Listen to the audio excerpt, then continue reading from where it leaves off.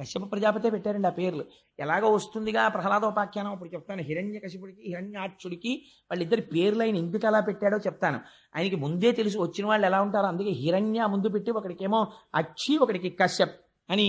హిరణ్య కశిపుడు, ఒకడికి హిరణ్య అక్షుడు. ఒకడి కనపడ్డనల్లా కన్నుబడిందా తీసుకెళ్లి దాచేస్తాడు. ఒకడికి ఎంతసేపు తానే గొప్పవాడని తన భోగం అనుభవించాలని ఆఖరికి యజ్ఞాలు యాగాలు కూడా తన పేరు మీద చేయించుకుంటాడు. అహంకార మమకారాలే ఇద్దరును. అందుకని ఆ హిరణ్యాక్ష హిరణ్య కశిపులిద్దరూ దితి యొక్క గర్భము నుండి జన్మించారు. ఇప్పుడు వీడు పుట్టడంతో దుర్నిమిత్తములన్నీ కనబడ్డాయి.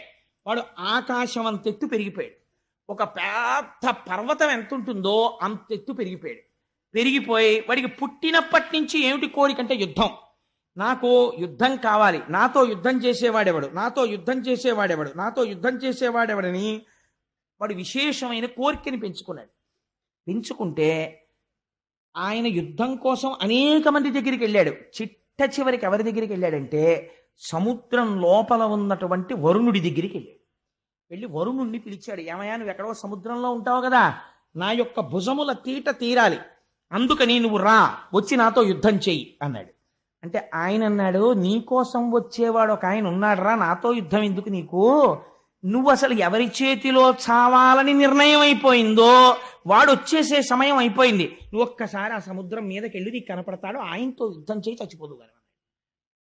నిర్ణయం అయిపోయిందన్నమాట వరుణుడు ఎలా చెప్పగలిగాడు అంటే దీని వెనకకి మళ్ళీ ఇంకొక ఆఖ్యానం కలుస్తుంది. ఈ భద్రాభద్రులనేటటువంటి రుద్రగణములు చూసి వీళ్ళ యందు ఉగ్రమైనటువంటి బిడ్డలు పుట్టాలని ఎప్పుడైతే నిర్ణయం జరిగిందో, ఎంత శివకేశవ అభేదంగా నడుస్తుందో చూడండి పురాణం.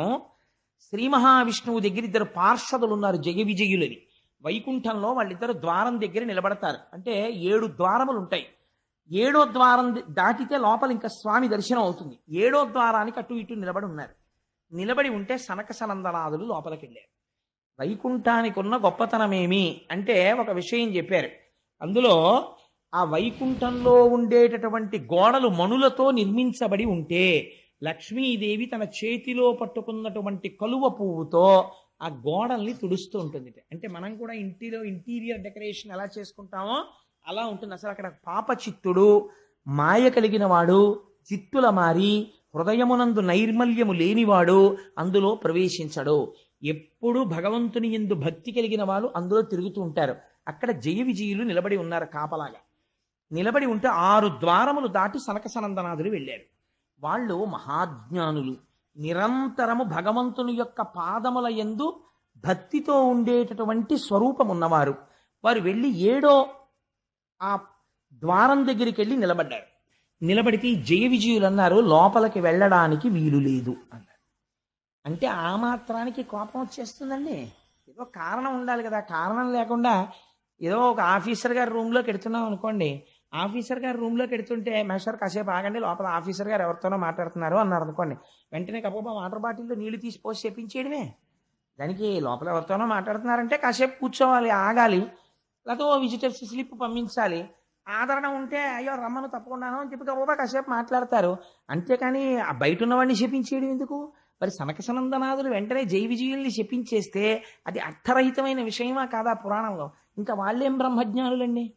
వాళ్ళు శపించడానికి ఒక కారణం ఉండాలి. వాళ్ళు ఆ కారణం చూపించారు. వాళ్ళు అన్నారు, ఇది వైకుంఠం, వైకుంఠమునందు మాత్సర్యం ఉండదు. ఇక్కడ ఎవ్వరూ కూడా ఒకరి మీద ఒకరికి మత్సరం ఉండదు. అసలు ఎవరి మీద ఎవరికి పగ ఉండదు. కాబట్టి ఎవరి మీద ఎవరికి ప్రతీకారం ఉండదు. ఇక్కడ ఎవరు ఎవరికి హాని చెయ్యరు. ఎవరు హాని చేసేవాళ్ళు లేనప్పుడు లోపలికి వెళ్ళి ఈశ్వరుణ్ణి దర్శించుకోవడానికి మెటల్ డిటెక్టర్లు, పరీక్షలు ఎందుకు? మళ్ళీ ఎందుకు ఆపినట్టు? పోనీ లోపల ఉన్నాయన ఏమైనా విజిటింగ్ అవర్స్ పెట్టాడా? ఫలానా టైంలోనే పంపించండి, మిగిలిన టైమ్స్లో వద్దు అని చెప్పేటటువంటి వాడైతే మీరు అడ్డు పెట్టినందుకు మేము అంగీకరిస్తాం. ఆయన భక్తపరాధీనుడు. ఆయన భక్తులైనటువంటి వాళ్ళు వస్తే చాలు ఆర్తితో ఆయన ఎదురొచ్చేటటువంటి స్వభావం ఉన్నవాడు.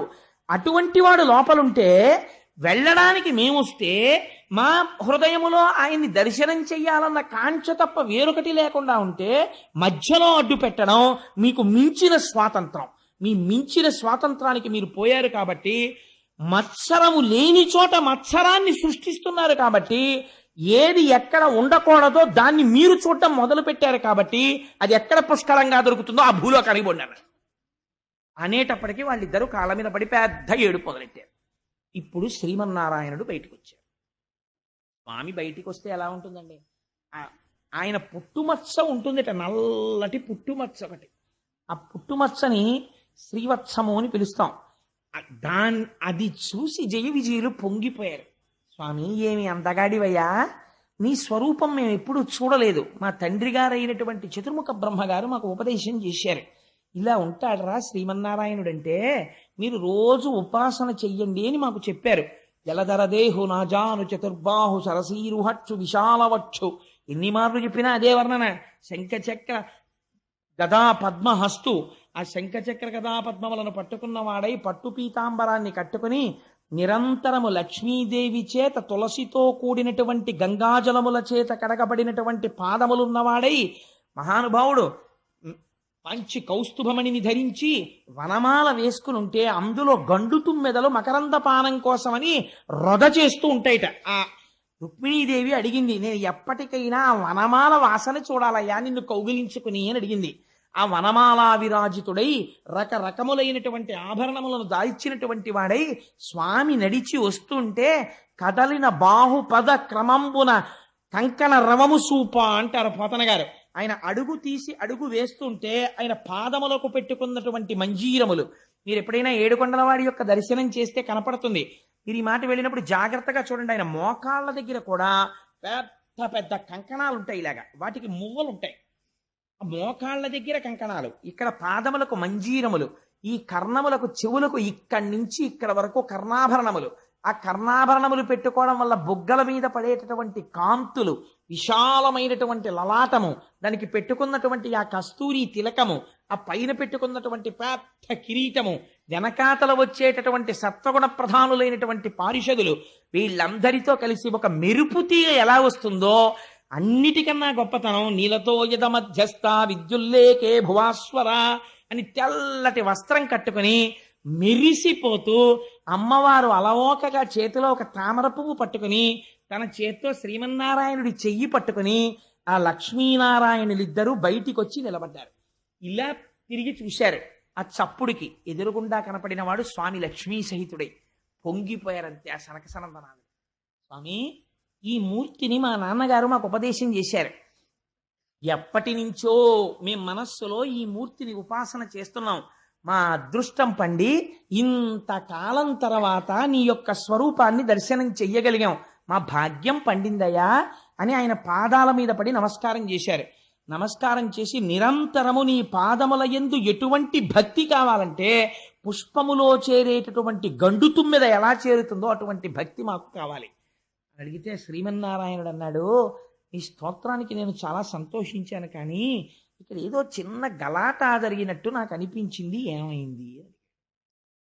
వాళ్ళు అన్నారు, స్వామి మేము తప్పే చేశామో ఒప్పే చేశామో మాకు తెలియదు, కానీ మేము లోపలికి వస్తున్నప్పుడు 7వ ద్వారం దగ్గర ఈ పారిషదులు అడ్డు పెట్టారు. అడ్డు పెడితే మత్సరములు ఉండడానికి అవకాశము లేని వైకుంఠమునందు నీ దర్శనానికి మమ్మల్ని పంపలేదు కనుక, నీవు మాయందు విముఖుడవైన ప్రవర్తనతో ఉన్నావు కనుక నీవు భూలోకములో జన్మించండి అని మేము శపించాం వాళ్ళని. అందుకని నీవు ఎలా చెప్తే మేము అలా ప్రవర్తిస్తాం, ఒకవేళ మా వలన అపరాధం ఉంటే మన్నించు అన్నాడు. ఆయన అన్నాడు, ఈ భక్తపరాధీనత అంటే అందుకే భాగవతం వినండి, మనస్సుకు ఆలంబనం దొరుకుతుంది అన్నాడు. ఆయన అన్నాడు, నా పాదములు ఇంతమంది చేత ఎందుకు ఆరాధింపబడతాయో తెలుసా? మీ వంటి బ్రహ్మజ్ఞానులు నమ్మి అర్చించిన పాదములు కనుక. నిరంతరము లక్ష్మి నా పత్నిగా ఎందుకు నా వెంట వస్తుందో తెలుసా? నిత్యానపాయని అయి మీ వంటి వారి చేత పూజింపబడి మిమ్మలను రక్షించుటకు పూనికతో తిరిగి మీకు దర్శనమిస్తాను కనుక నేను భక్తపరాధీనుడను. నాకు భక్తులైన వారు పిలిస్తే పరిగెత్తుకుని వెళ్ళడం నా ధర్మం. ఒకవేళ అలా పరిగెత్తుకుని వెళ్ళి వాళ్ళని రక్షించడంలో అడ్డొస్తే నా చేతిని నేను నరికేస్తాను అన్నాడు. ఎంత పెద్ద మాట చూడండి. ఎందుకని ఆ చెయ్యి లోకములనన్నింటినీ రక్షించే చెయ్య. ఆ రక్షణ యందు ఎప్పుడైనా విడంబనము జరిగితే, నా వలన చిన్న పొరపాటు జరిగితే ఆ చేతిని నరికేసుకుంటానయ్యా నేను. నాకు భక్తులంటే అంత ఇష్టం. అటువంటి ప్రభువు పాదములు నమ్మని వాడిని ఏమనుకోవాలి? కానీ అటువంటి మీరు నిరంతరము నన్ను తప్ప వేరొకటి కొలవని వారు, ఎప్పుడు నా పాదముల యందు మనస్సు పెట్టుకున్నవారు, చతుర్ముఖ బ్రహ్మగారంతటి వాడు సంసారమునందు ప్రవర్తించి సృష్టి చెయ్యమంటే చెయ్యకుండా కేవలము నా పాద పంజరమునందు భక్తితో నిలబడిపోయిన మీకు లోపలికి రావడానికి జయ విజయులు అడ్డు పెట్టడమా? వీళ్ళు మహాపచారం చేశారు. వీళ్ళు చేసిన అపచారం వల్ల ప్రపంచంలో కీర్తి ఎవరికి పోతుందో తెలుసా? నా వల్ల పోతుందన్నాడు. భాగవతం చదివడం, భాగవతం అర్థమైతే అసలు నిజంగా ఆఫీసర్లు తన క్యాబిన్ ముందుండేటటువంటి వాడు ఎంత జాగ్రత్త అయిన వాడిని వేసుకోవాలో చూడండి. ఆయన అన్నారు, శ్రీ మహావిష్ణువు ఒక అద్భుతమైనటువంటి విషయాన్ని ప్రతిపాదన చేశాడు. ఆయన తనువున పుట్టినట్టి బెడిదంబగు కుష్ట మహాగదంబుచే వనరి తదీయ చర్మము వివర్ణత నొందిన రీతి భృత్యులొప్పని పని చేసినన్ ప్రభుల బంధుర యశంబు మానము పేరు పింపు చెడిపోయి దుర్యశము పొందుచునుందురు విష్టపంబునన్.